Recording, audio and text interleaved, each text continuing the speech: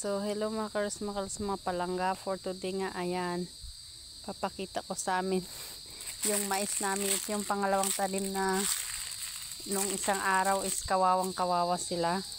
Pero umulan kasi kahapon ng malakas para bumabawi sila naman.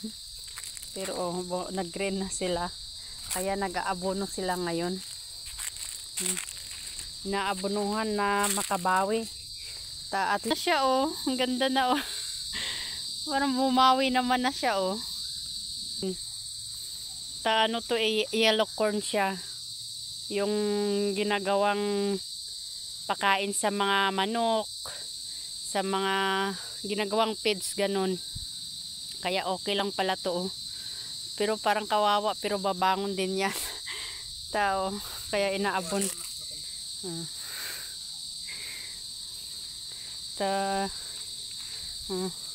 Namatay yung damo, buti hindi na ano yung mais. Ano naman to? Pang damo. Ayan nag-aabono na sila